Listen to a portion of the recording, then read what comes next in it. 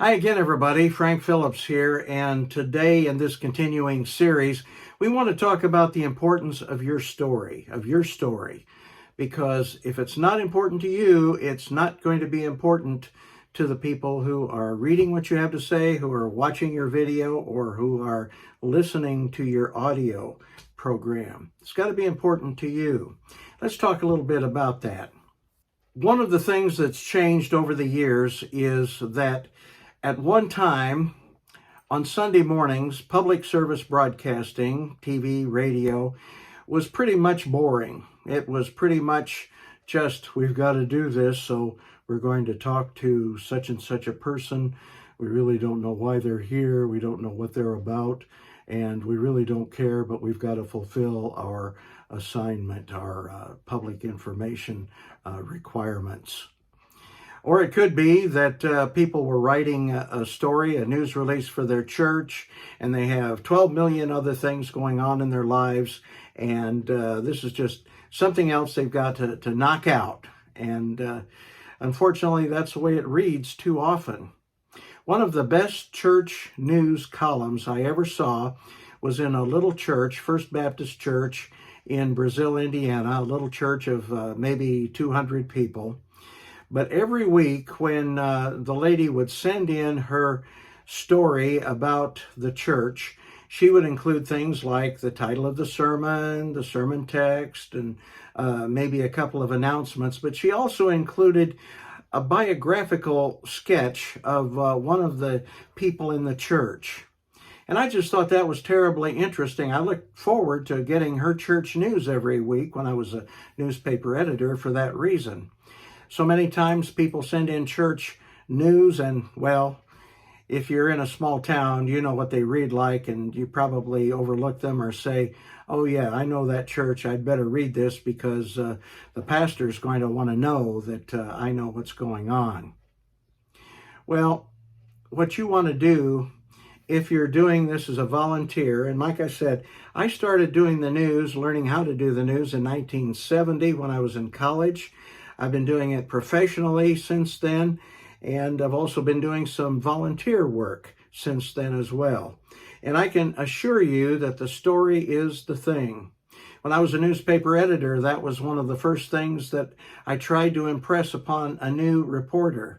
It's not your name in the paper that's important. It's not your name on the TV screen that's important. It's not your name on the radio that's important, but the story is the thing.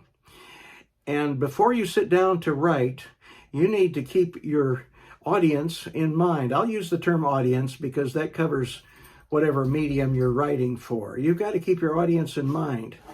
If you are writing a column, for example, you want to think about who's going to be reading your column or who you want to read your column.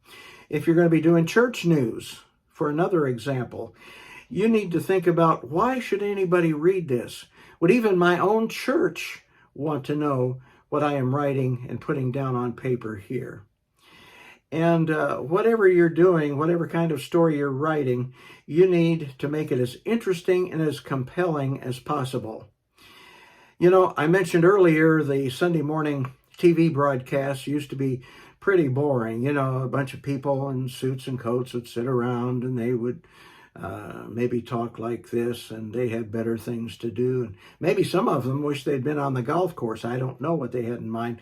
But if you look at the Sunday morning news shows today, they really are news shows, whether it's George Stephanopoulos, which is one of my favorites, or whether it's Meet the Press, another really good one, or whether it's the CBS morning show that they do, Face the Nation, on Sundays, and that lady does a very good job as well. But whatever program is on the national news now, it's full of compelling information, even to the place where the people who are on there and being interviewed are quite often being quoted outside of the Sunday morning ghetto, as we used to call the Sunday morning programming, because the program is designed to be interesting to the viewer. It's designed to be interesting to the viewer, and I can't emphasize that enough. The same thing is true if you are in Podunk, USA, and believe me, I've spent most of my life in small towns. That's not really intended to be a slur by any means. Or wherever you are, or if you're writing or doing video or whatever it is for a national audience, make sure that your telling of the story is as compelling as possible. I dare say that any story that you would go to the show to see, that you would go to the movie to see, or any video that you would rent, there's something compelling about it, which is why you plunk down your money and why you take it home and put it in your DVD player, or why you, and that's almost showing how old I am, isn't it? I don't know if anybody does that anymore, but you might download a show from Disney Plus or whatever. And the reason you do that is because it's interesting to you. It's compelling. Now, we could have a problem if we started jazzing up the story so that we don't tell the truth about the story, about the facts in the story. We cannot do that. We must not do that. But I think a perfect example was Watergate. Watergate really compelled me to want to devote a major part of my life to journalism.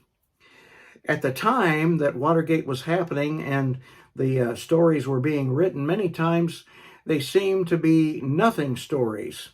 And if you watch the movie All the President's Men, that's indicated as they would bury stories on the inside and maybe cut the stories so they were just a few paragraphs long because the editor said nobody wants to hear about this stuff.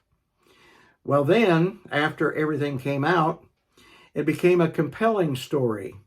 But not yet, not until somebody sat down and sorted through all the facts and presented them in a way with Dustin Hoffman, for example, that made people say, okay, now I get the story, and it is important. The same thing is true with the movie about the Pentagon Papers, and I really like those stories. There was a movie that Humphrey Bogart made many years ago called The Day. That wasn't the name of the movie, but that was the name of the newspaper, and it was on the last week of the day's publication. It was a big city paper that was going out of business. But they didn't give up. There was a racketeer that had been causing a lot of problems for people and had committed a lot of crimes. And the newspaper reporters had to dig to get the facts. One of them ended up being killed because of that story. But when the day was published, on the very last day, when the day had all the goods on this crime syndicate leader, the editor called him up from the press room, and you could hear the presses rolling in the background, and Humphrey Bogart, the editor, said something like, "Do you hear this, baby? Yeah, that's the press, and that's the end of your racket." And then, as I recall, the camera cut to the racketeer, and he knew that because this story had been presented in such a compelling manner, telling a truthful story, that his days were numbered as a racketeer. What we do is important, but we have to present our stories in a way that the public really understands what's going on. That's important too. That they have the facts, that's important, but it has to be told in a compelling way. The story's the thing. The story's the thing. I'm Frank Phillips. I've been doing this since 1970. Still love it. I hope that you'll love it too.